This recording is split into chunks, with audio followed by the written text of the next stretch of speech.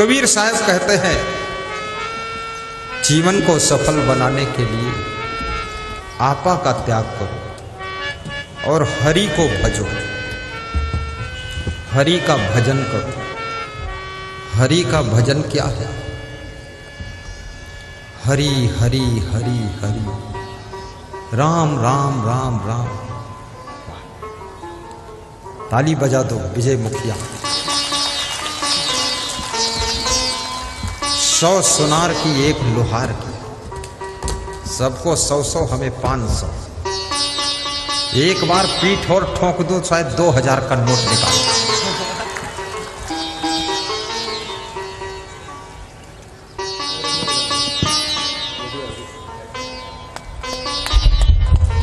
दोनों मुखिया राम लक्ष्मण की तरह गुरु की सेवा में खड़े हुए।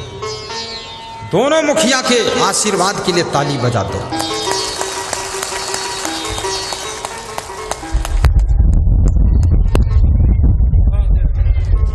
सबको 100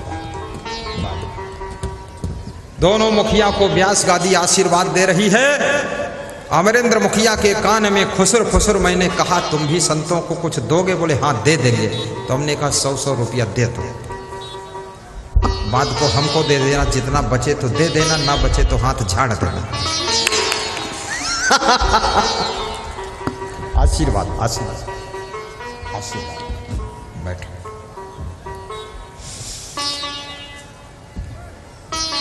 तुम ही मेरे मंदिर, तुम ही मेरी पूजा, तुम ही देवता हो, तुम ही देवता हो, तुम ही मेरे मंदिर, तुम ही मेरी पूजा, तुम ही देवता हो, तुम ही देवता हो।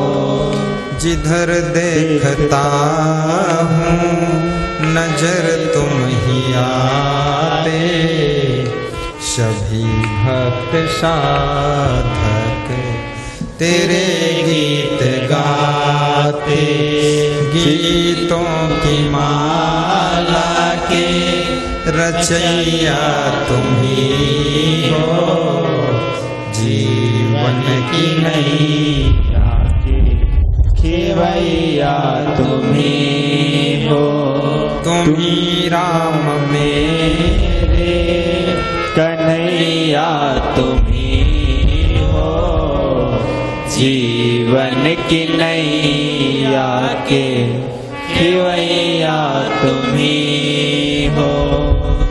तुम ही राम मेरे कन्हैया तुम ही हो, जीवन की नैया के खेवैया तुम ही हो।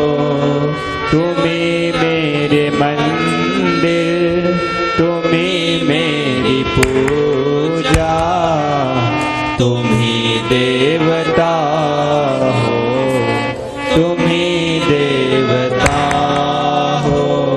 बोलिए सद्गुरु भगवान की जय। हरि भजने का अर्थ क्या है? किसी नाम को जपना क्या हरि का भजन है? नहीं। हरि के जो गुण हैं, जो राम के गुण हैं, कृष्ण के गुण हैं, उन गुणों को अपने जीवन में उतारना, यही हरि का भजन है। गुरुदेव हे राम, अमरेंद्र मुखिया जो है सो मेरा रिश्ता में नाती है। मैं ही इन्हें से कुछ भीख मांगने चाहते हैं, और भीख क्या मांगते हैं सो गुरुदेव सब सुनिए। ऐसे तो उन्हीं का जीवन को बचाव के लिए मांग रहे हैं भीख। कोई आदमी इसका बुरा मत समझो। मैं इनसे यही भीख मांगते हैं कि इसमें जो बुरा है वो मुझे आज तौनी हम बिछाते हैं। मेरा नाना जी का स्वागत करता हूँ, इनकी वचन को मानता हूँ। ऐसा नहीं कि यहाँ एक गुरुदेव पीछे ये बुरा करते रहे तो हमको कोई लाभ नहीं। बोलो सदगुरु भगवान की जय। महान भक्त श्री शतानंद दास मुखिया अमरेंद्र यादव से अपने नाती से नाना होने के नाते उनकी बुराई को मांगा है कि ऐसा आज बुराई दे दो कि जिंदगी में कोई बुरी आदत मत रखना, साफ सुथरा जिंदगी जीना। उन्होंने अपनी बुरी आदत को दान कर दिया है, अपने नाना जी के रूमाल में सिर रख दिया है कि आज से कोई बुराई नहीं रखूंगा। एक बार जोरदार ताली बजा करके अभिनंदन करें। धन्य हो।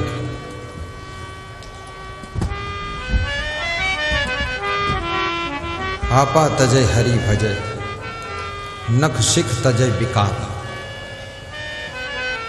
तीसरी बात कबीर साहब कहते हैं, नख से लेकर के शिखा तक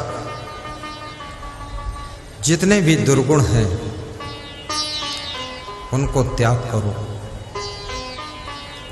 कितना सुंदर बिस्तर बिछा हो, लेकिन बिस्तर पर एक दो कंकड़ पड़े हों, आप बिस्तर पर जब लेटते हैं तो आपको नींद नहीं आती, कंकड़ चुभते। ऐसे आपकी जिंदगी में सब कुछ अच्छा हो, लेकिन एक दो दुर्गुणों के कंकड़ पड़े हों, एक दो बुराइयों के कंकड़ पड़े हों आपकी जिंदगी की चादर पर, तो आपको जीवन में चैन और शांति नहीं मिलती। इसलिए दुर्गुणों के कंकड़ों को झाड़ करके अलग कर दो, जीवन की चादर को साफ सुथरा कर लो। संत कबीर जतन से ओढ़ी, ज्यों की त्यों धर दीनी चदरिया, झीनी झीनी रे बीनी चदरिया। आपको जो मनुष्य जीवन की चादर मिली है, इसको तरीके से ओढ़ना, इसमें कोई दाग न लगने पाए, चादर को संभाल कर रखना। कबीर साहब कहते हैं, मैंने ऐसे सावधानी से ओढ़ा ही इस चादर को कि ज्यों की त्यों चादर को रख दिया। मांस मछली अंडा नशा शराब जुआ ताश के दुर्गुणों को दूर करना, अपनी वाइफ को गाली मत देना, अपने पति को परेशान न करना, माता पिता को दुख न देना, अपने बहू को पीड़ा न देना, अपने बेटों के भविष्य को न बिगाड़ना, सबके प्रति करुणा रखना। आपके अच्छे अच्छे गुण पूरे परिवार को सुख शांति प्रदान करेंगे। गुरुदेव से नाम दान भी लेना, गुरुमंत्र भी लेना, गुरुदीक्षा भी लेना। साहित्य की दुकान से साहित्य खरीद कर ले जाना, संत महान पुरुषों की तस्वीर अपने घर में लगाना। तुम्हारे बच्चे दर्शन करेंगे, बहुएं दर्शन करेंगी, उनके संस्कार सुधरेंगे, तुम्हारा घर स्वर्ग बनेगा। गुरुदेव की तस्वीर वाले पेन खरीदना, कीरिंग खरीदना, हर चीज में गुरुदेव का दर्शन हो। अपने रिश्तेदारों को भी वितरण करना, प्रसन्नता से जीवन जीना, सुबह शाम गुरु जी का ध्यान करना, साहिब बंदगी भी बोलना, संतों का सम्मान करना, परस्पर प्रेम से रहना, बेटियों के भविष्य को सुंदर बनाना, सत्संग का पूजा पाठ भी थोड़ा करते रहना, शरीर को स्वस्थ रखने के लिए व्यायाम और योगा करना। नखशिख तजय विकार, सब जीवन से निर्वैर रहे, किसी से बैर मत मानना।